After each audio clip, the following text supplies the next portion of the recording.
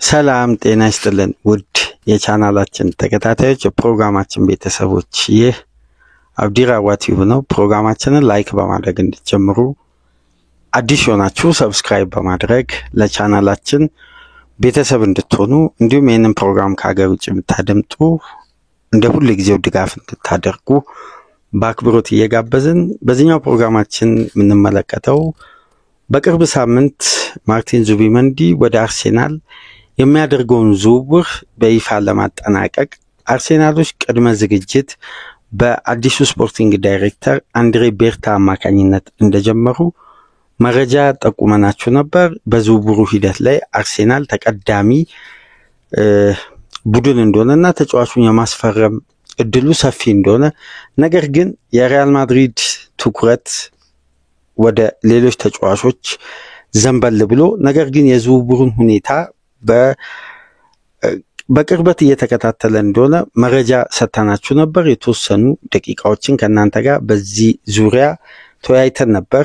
ነገር ግን አሁን ነገሮች ሁሉ በተቃራኒው እየተጓዙ እንደሆነ የስፔን ሚዲያ እና ሪቬሎን ጨምሮ ሞንዶ ዲፖርቲቮ እንዲሁም በማድሪድ መተንፈስ የሚተነፍሱ የነ ማርካ አይነት ዘጋቢዎች ደግሞ እውነታውን ይሄ ነው በማለት ለስፔን እግር ኳስ ቅርብ የሆኑ ታማኝ ዘጋቢዎች እነ ካርሎስ አልቤርቶ ፔንቶን ጨምሮ ትላልቅ ዘጋቢዎች እነ ጁኒያን ባልጌን በቢቢሲ ስፖርት በትንተናው የምናውቀው የስፔን እግር ኳስ ኤክስፐርትን ጨምሮ በርካታ ዘጋቢዎች እነ ፋብሪዚዮንም ጨምሮ አሁን ላይ አርሴናል የዚህን የዝውውር ሂደት ሊጣለፍ እንደሚችልና ዝውውሩ ምናልባት አዲስ የስፔን አይደንቲቲ መገንባት ኢላማ አድርጎ የተያያዘው የፔሬዝ የ2025-26 የዝውውር ፖሊሲ በትሬንት አሌክሳንደር አርኖልድ ጀምሮ በስፔናዊ ተጫዋች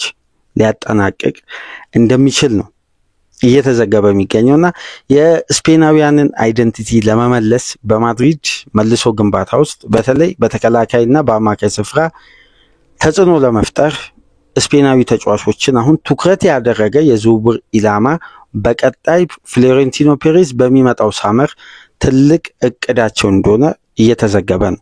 በዋነኝነት ደግሞ ይሄን እቅድ ይፋ ያደረገው ለስፔን እግር ኳስ በታማኝነቱ ቅርብ የሆነው ሪቬሎ ነው። ከዚህ ቀደም ምናልባት የፔንቶን ስም አዲስ ላይሆንብን ይችላል። በተለይ በዚህ ቻናል በማርቲን ዙቢመንዲ ዝውውር ዙሪያ ከዚህ ቀደም በሊቨርፑል እና ዙቢመንዲ መካከል በነበረው ድርድር ወቅት ይህን ስም በተደጋጋሚ አንስተን በዚህ ቻናል ስለዚህ ዘጋቢ ሰፋ ያለ መረጃ ከባስክ እግር ኳስ ጋር በተያያዘ እንደሚያቀርብ በተደጋጋሚ ስሙን ስንገልጽ ነበርና በመጨረሻም አርሴናል እስካሁን ድረስ በነበረው የዚህ የዝውውር ሂደት ተቀዳሚ ነው። ዝውውሩን ለማከናወን የተቻላቸውን ጥረት እያደረጉ ነው የቆዩት። ነገር ግን ትልቁ ጋፕ የተፈጠረው በኤዱ ጋስፔር መልቀቅና በአንድሬ ቤርታ መሃል በነበረው ክፍተት የዚህ ተጫዋች የዝውውር ሂደት በነ ጄሰን አይቶ አማካኝነት ሲመራ የሪያል ማድሪድ ኃላፊዎች የዙቢመንዲን አንዳንድ ቅድመ ሁኔታዎችን በቅርበት በማጣራት በስተመጨረሻ ለስፔን እግር ኳስ ፌዴሬሽን ልክ አርሴናል በአንድ ወቅት ቶማስ ፓርቴን ሲያስፈርም 50 ሚሊዮን ፓውንዱን በቀጥታ ለስፔን እግር ኳስ ነበር 50 ሚሊዮን ዩሮ ነው የከፈለውና በተመሳሳይ አይነት ክፍያ የተጫዋቹን ቅድመ ሁኔታ ባሟላ መልኩና የመልቀቂያ ሂሳብን ከግምት ውስጥ በማስገባት 60 ሚሊዮን ዩሮ ወይም 52 ሚሊዮን ፓውንድ በቀጥታ ለስፔን እግር ኳስ በመክፈል የማርቲን ዙቢመንዲን ዝውውር ከአርሴናሎች ለመጥለፍ ማድሪድ ከየትኛውም ጊዜ በላይ ተቃርበዋል የሚል ዘገባ ነው እንግዲህ ሪቬሎ ይዞ የወጣው። ይሄ መረጃ እንግዲህ ታማኝነቱ አሁን ላይ እየሰፋ መጥቷል። ይሄ መረጃ መስማት ከጀመርን 4 ቀን 5 ቀን ይሆናል። ተከታታይ ቀናት ውስጥ ግን ይሄ ዘገባ እየሰፋ መጥቷል። በታላላቅ ሚዲያዎች ምሽት ላይ በጊቭ ሚ ስፖርት አማካኝነት ፋብሪዚዮ ሮማኖ በላይቭ ስትሪም ቤን ጃኮብስ ጋብዞት በኤክስ ገጽ ላይ የተወሰኑ ቪዲዮዎች ተቆርጠው ተለቀው ነበር። እዛው በቤን ጃኮብስ የትዊተር ገጽ ገብታችሁ ቪዲዮውን መመልከት ትችላላችሁ። እንዲሁም በጊቭ ሚ ስፖርት አማካኝነት በክፍያ መረጃውን ሰፋ ያለ ዝርዝር ጉዳዩን ማንበብ ትችላላችሁ። የፋብሪዚዮ እንደሚለው ከሆነ አርሴናል አሁንም ተጫዋቹን ለማዘዋወር የተለየ ጥረት እያደረገ ነው። ግን የማድሪድ አቋምና አሁን ላይ የሚገኝበት ፖዚሽን ዙቢመንዲን ለማዘዋወር ከአርሴናልም ከሌሎች ፈላጊ ክለቦችም የተሻለ እድሉ ለማድሪድ ሰፍቷል። እንደውም እንደ ፋብሪዚዮ ዘገባ ከሆነ አምና በተጠናቀቀው የዝውውር መስኮት ከሊቨርፑል ጋር የተሻለ ድርድር አድርጓል ከአርሴናል ጋር ካደረገው ድርድር ይልቅ እና አሁን ከማድሪድ ጋር ወደ አድቫንስድ ደረጃ ደርሷልና በመጨረሻ ኮንፈርሜሽን እንጠብቃለን። አሁን ሪያል ማድሪድ በተለያዩ ዝውውሮች በዝውውር ዲፓርትመንት ኃላፊዎች በስፋት እየሰራ ነው የሚገኘው። አንዱ የአርኖልድን ዶክመንት የማሟላት ከተጫዋቹ ጋር ቅድመ ስምምነት ማድረግ የተለያዩ ቅድመ ሁኔታዎችን አሟልተው ይሄን ተጫዋች ማስፈረም፣ በተመሳሳይ ቀደም ብሎ ቅድመ ዝግጅታቸውን ዙቢመንዲ ላይ ያጠናቀው በቀጣይ ሳመር የቡድኑ ትልቅ ትኩረት የሚሆነው ሴንተር ባክ ማስፈረም የመሃል ተከላካይ። ስለዚህ ሁለት ዝውውሮችን ከሳመር የዝውውር መስኮት ከመከፈቱ በፊት በቅድመ ሁኔታ በሁሉም ረገድ ከስምምነት ላይ ደርሰው የዝውውር መስኮቱ ሲከፈት ተቀዳሚ ምርጫ አድርገው ኮንፈርም ለማድረግ ነው። ይሄን ደግሞ ማድሪዶች በስፋት እንዲሰሩ አሁን ላይ እንዲጣደፉ ምክንያት የሆነው የክለብ ወርልድ ካፕ ፎርማት ይፋ ከሆነ በኋላ ነው። ከትናንት ምሽት ጀምሮ እንደሰማችሁት ክለብ ወርልድ ካፕ በ32 ቡድኖች መካከል የሚደረግ ትልቅ ኮምፒቲሽን በዚህ የውድድር ዓመት መጨረሻ የሚጀምር በክለቦች መካከል የሚደረግ ድሮ ቶዮታ ካፕ ሲባል እናውቃለን። በመሃል ላይ ፊፋ ክለብ ወርልድ ካፕ ተብሎ ክለቦች ወደዛ እየተዘዋወሩ ሲጫወቱ እናስታውሳለንና አሁን እንደ ቶርናመንት በውድድር ዓመቱ መጨረሻ እንዲደረግ ከተስማሙ በኋላ የሚያሸንፈው ክለብ እስከ 1 ሚሊዮን ፓውንድ ሽልማት ያገኛል። ጥሬ ገንዘብ ማለት አዲስ ትርፍ ያገኛል። ይሄ ደግሞ በዋነኝነት ይሄ ጽንሰ ሐሳብ የመጣው የዩሮፒያን ሱፐር ሊግን ለማዳከም በዩኤፋ አማካኝነት የመጣ በፊፋ አማካኝነት የሚዘጋጅ ዩኤፋ ከጀርባው እንዳለ እየተነገረ እንግዲህ በአጠቃላይ እስከ 1 ቢሊዮን የሽልማት ደረጃ ያለው ትልቅ ውድድር ነው። ስለዚህ ለዚህ ውድድር ደግሞ የተሻለ ቡድን ይዞ ለመቅረብ አዳዲስ ፈራሚዎችን ይፋዊ በሆነ ፊርማና ተገቢ የሆነ ዶክመንት አሟልተው የዝውውር መስኮቱ በተከፈተ በሶስተኛው ቀን ውድድሩ የሚጀምረው። እንግዲህ ማድሪዶች ታርጌት ያደረጉት ያንን ኮምፒቲሽን እንደሆነ ከወዲሁ እየወጡ ያሉ ዘገባዎች በነ ቤን ጃኮብስ አማካኝነት በስፋት ይህንን ጉዳይ እየዘረዘሩ ነውና ማርቲን ዙቢመንዲን ለመጥለፍ ሪያል ማድሪድ ከየትኛውም ጊዜ በላይ ተቃርቧል። ለዝውውሩ እስከ 60 ሚሊዮን ዩሮ ይከፍላል። አንደኛው ፕላን ይሄ ነው። ሁለተኛውና ዋነኛው ጉዳይ በሪያል ማድሪድ ኃላፊዎች ዘንድ በስፋት የታመነበት አንድ ጉዳይ አለ።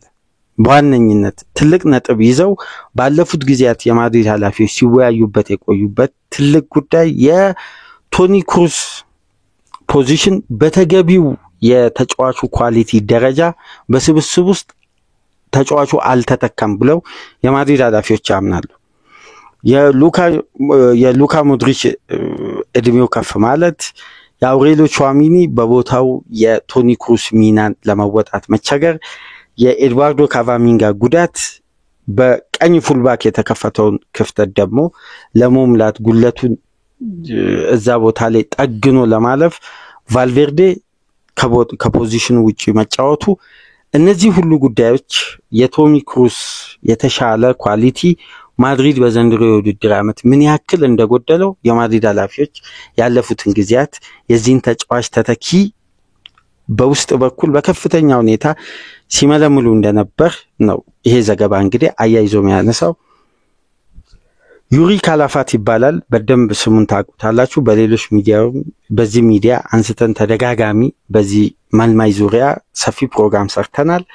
በነፃ ተጫዋቾችን የማስፈረም ፖሊሲ እንዲሁም በምልመላው በኩል ለሪያል ማድሪድ ይመጥናሉ ብሎ ያመናቸውን ተጫዋቾች ለፍሎሬንቲኖ ፔሬዝ በማቅረብ የዝውውር ውሳኔ ካገኙ በኋላ በድርድሩ ላይ ራሱ ቀጥተኛ ተሳትፎ የሚያደርግ ጠንካራ የማድሪድ የምልመላ ክፍል ኃላፊ ነው።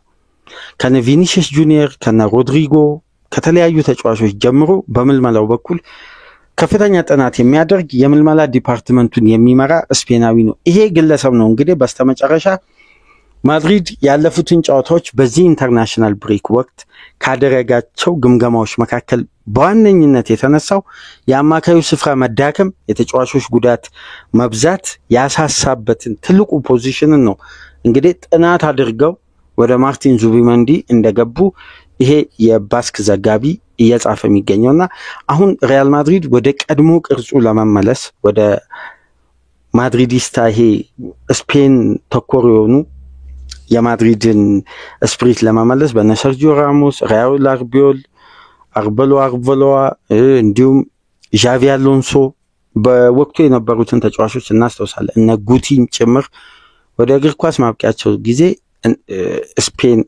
ስፔናዊ ተጫዋቾች ከሪያል ማድሪድ በዛ ብሎ ይታዩ ነበር እነ ኢከር ካሲያስን ጨምሮ።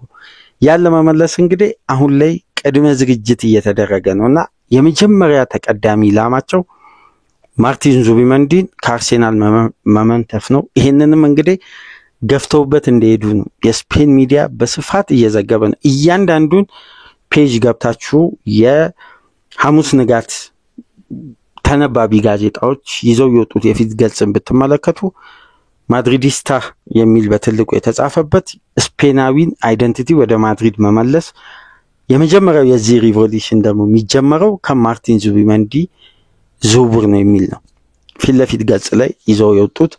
በተጨማሪም እንግዲህ በቅርብ ሳምንት በማድሪድ የተጫዋቾች ጉዳት መብዛትን ተከትሎ የተለያዩ ተጫዋቾች እድል እያገኙ ነው። ከነዚህ መካከል ተከላካዩ አሴንሲዮ ነው።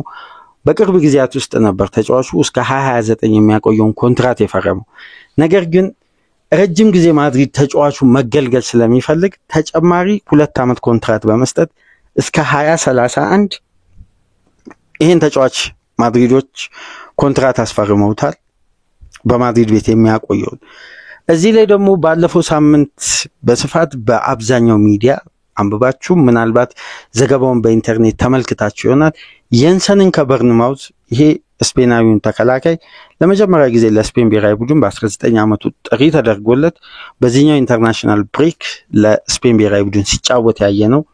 የበርንማውዝ የማል ተከላካይ የሊቨርፑል፣ የቼልሲ፣ የኒውካስል ትልቅ የዝውውር ኢላማ የሆነውን ተከላካይ ለማስፈረም ቅድመ ዝግጅት ማድሪዶች አጠናቋል የሚለውም ዘገባ ተያይዞ እየተነሳ ነው። ስለዚህ የአሴንሲዮ ኮንትራት መፈረም የዙቢመንዲና የየንሰን ጠንካራ የሪያል ማድሪድ ፍላጎት አዲስ የማድሪድ ስፕሪት ለመፍጠር ቅድመ ዝግጅቱ ከወዲሁ የተሰራ እንደሆነ ጥቆማዎች ያሳያሉ። በተጨማሪም ደግሞ በዘገባው ላይ ከፍተኛ እምነት ያለው ይሄ ዘጋቢ አንዳንድ ነጥቦችን ጥሎ አልፏል። እዛ ዘገባው ምናልባት ወደ ሪቬሎ ኦፊሻል አካውንት ገብታችሁ የተወሰኑ ገጾችን ወደ ታች ከወረዳችሁ በኋላ በጉግል ትራንስሌት መመልከት ትችላላችሁ። በስፓኒሽ ነበር ዘገባው የወጣውና ኒኮ ዊሊያምስ በሪያል ማድሪድ ራደር ውስጥ አለ የሚልም ጥቆማውን አስቀምጧል።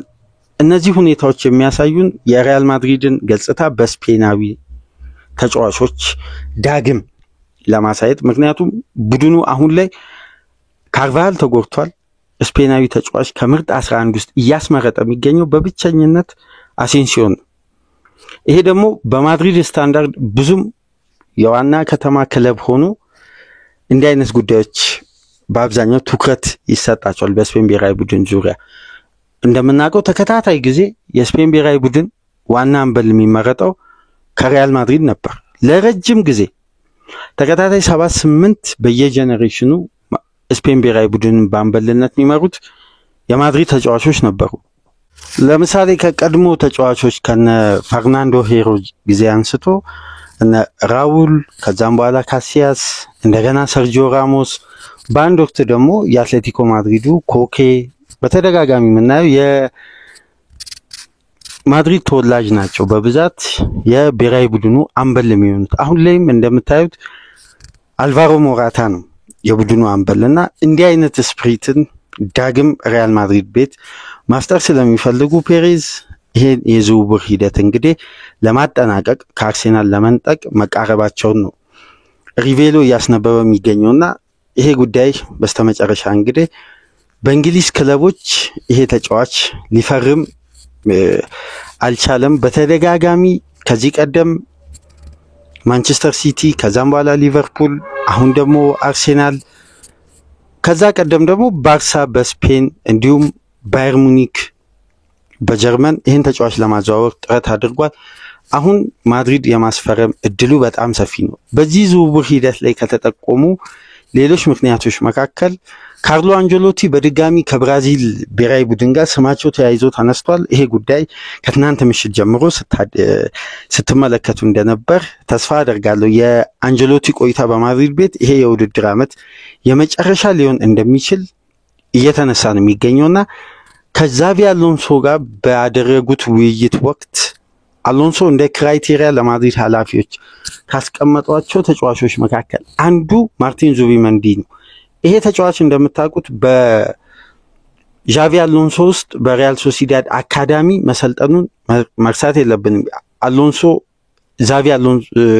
ማርቲን ዙቢመንዲን በባስክ የሪያል ሶሲዳድ ቢ ቡድንን በሚያሰለጥንበት ወቅት ለዋናው ቡድን እንዲያድግ ትልቁ ሚና የተጫወተው ዣቪ አሎንሶ ነውና በስተመጨረሻ የአሎንሶና የዙቢመንዲ ጥምረት በሎስ ብላንኮስ ልንመለከት እንችላለን በቀጣይ የውድድር ዓመት።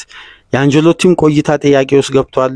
ምክንያቱም አሰልጣኙ አዲስ ኮንትራት አላራዘሙ፣ የመልቀቅ እድላቸው ሰፊ ነው። የብራዚል እግር ኳስ ደግሞ በቅርበት አንጀሎቲን አናግሮ ቀጣይ ዋና አሰልጣኝ አድርጎ ለመቅጠር ድርድር ላይ ነው የሚገኙት። ፔሬስ ከወዲሁ ቀጣይ አሰልጣኝን የሪያል ማድሪድን አቅደው እንዳጠናቀቁ ነው ሪቬሎ የሚያስነብበውና የአሎንሶና የዙቢመንዲ ጥምረት በነጩ ቤት ልንመለከት እንችላለን። ታዲያ አርሴናሎች የዙቢመንዲን ዝውውር የሚያጡ ከሆነ ትኩረታቸው በአጠቃላይ የሚሆነው የኒውካስሉ ብሩኖ ጊማሬስ ይሆናል። ይሄም እንግዲህ በላይቭ ቪዲዮ ኮንፈረንሱ ላይ ከተነሱ ነጥቦች መካከል አንዱ ነበር። ተጫዋቹ ከዚህ ቀደም በተደጋጋሚ ጠቅሰን ነበር። ኒውካስል ለሻምፒዮንስ ሊግ የማይሳተፍ ከሆነ ብሩኖ ጊማሬስን ኒውካስል በ62 ሚሊዮን ፓውንድ የመልቀቅ ግዴታ ውስጥ ይገባል። ይሄ ደግሞ በውሉ ላይ የሰፈረ ነው። ስለዚህ ተጫዋቹ በ62 ሚሊዮን ፓውንድ ወደ አርሴናል ሊዘዋወር የሚችልበትም እድል እንዳለ ተያይዞ ተነስቷልና አንድሬ ባርታ የዝውውር ፕላናቸው ሰፊ ነው። ከዚህ ቀደም የባርታን ዝውውር እያንዳንዱን ሂደት በዙቢመንዲ ፕሮግራም ውስጥ በስፋት አንስተን ነበር።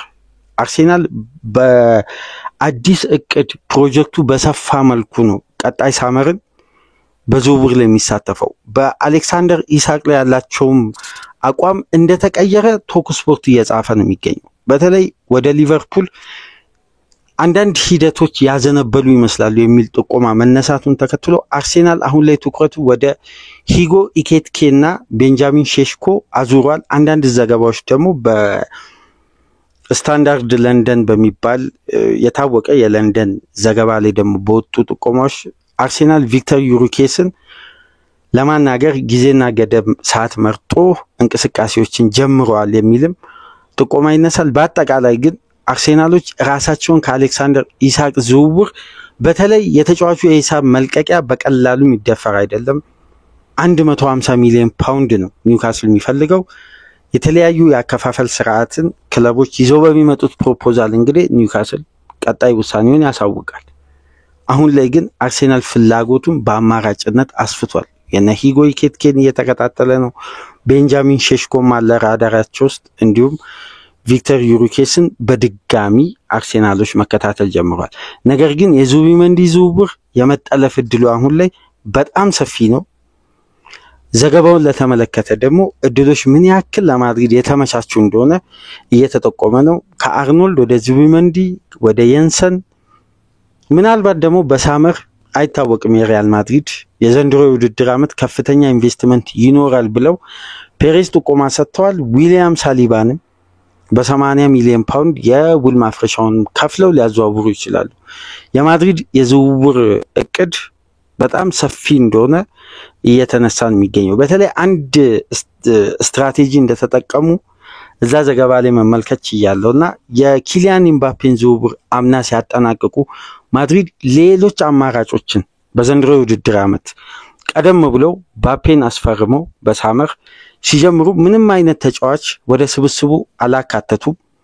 ይሄ ደግሞ በፋይናንሻል ፌር ፕሌይ ህግ ብዙ የሂሳብ ክፍተት ማድሪድ አግኝቶ ነው በጥሩ የፋይናንስ አቅም ቀጣይ የሳመር የዝውውር መስኮትን ሲከፈት የሚቀላቀለውና ምናልባት በርካታ ተጫዋቾችን ከዚህ ቀደም በአንድ ወቅት የአገር ተጫዋች ማድሪድ እነ ሮናልዶን፣ ቤንዜማን፣ አሎንሶን፣ አርበሎዋን፣ ራውል አርቢዮልን በአንድ የዝውውር መስኮት እንዳስፈረሙት እንደዛ አይነት የዝውውር ሂደት ሊጠቀሙ ይችላሉና ከየትኛውም ጊዜ በላይ ማድሪድ ከአማካዩንና ተከላካይ ዲፓርትመንቱን የሚያጠናክርበት የዝውውር መስኮት ስለሆነ ዙቢመንዲና አርኖልድ በነጩ ማሊያ የመጀመሪያ ፈራሚ የመሆን እድላቸው አሁን ላይ በጣም ሰፊ ነው። ዝውውሩ አልተጠናቀቀም። ከማድሪድ ጋር ቅድመ ስምምነት አልተደረገም። ነገር ግን ድርድሮቹ ወደ ፋይናል ስቴጅ እንደሄዱ ነው የሪቬሎ ዘገባ የሚያሳየውና አርሴናል እንግዲህ ፕላኑ ወደ ብሩኖ ጊማሬስ እንዲሁም አንድሬ ባርታ በደንብ የሚያውቁትን ባሮስን በአትሌቲኮ ማድሪድ የሚያውቁትን ስፔናዊውን አማካይ የማርቲን ዙቢመንዲ አማራጭ አድርገው በዝውውራቸው ውስጥ ይዘዋል። ይሄን ጉዳይ ግን ከዚህ ቀደም በዙቢመንዲ ፕሮግራም ከ4000 በላይ አድማጮች በተከታተለችበት ፕሮግራም ላይ አንስቼ ነበር። አርሴናል በዙቢመንዲ ብቻ ይሄ የዝውውር መስኮት የአማካይ ስፍራን በአማራጭነት አልያዘም። ምናልባት ሪያል ማድሪድም ሌሎች ክለቦችም እዚህ ዝውውር ላይ የሚገቡ ከሆነ አርሴናል አማራጩ ሰፊ ነው በአማካይ ስፍራ ብዬ ጥቆማውን አንስቼ ነበር። በስተመጨረሻም እንግዲህ የዙቢመንዲ ዝውውር ሁኔታው ስላላማራቸው ይመስላል የአርሴናል ኃላፊዎች ቅድመ ዝግጅት አድርገዋል። ስለዚህ ዙቢመንዲን የማጣታቸው ድል አሁን ላይ ሰፊ ነው። አርሴናል ቀጣይ ኢላማቸው ላይ እንዳተኮሩ ማድሪድ በዚህኛው ዝውውር እንደገፋ የስፔን ሚዲያ ሪቬሎ እንግዲህ በስፋት ዘግቧል። አዲስ ነገር ካለ ደግሞ በሌላ ፕሮግራም ይዘላችሁ እንመጣለን። ፕሮግራማችንን ላይክ አድርጉ። አዲስ የሆናችሁ ሰብስክራይብ በማድረግ እንዲሁም ይህንን ፕሮግራም ከሀገር ውጭ የምታደምጡ እንደ ሁሉ ጊዜ ድጋፍ እንድታደርጉ በአክብሮት እየጋበዝን ከእናንተ ጋር ቆይታ ያደረኩት ሚናድ አብዲ ነበርኩ። ሰላም ቆዩ።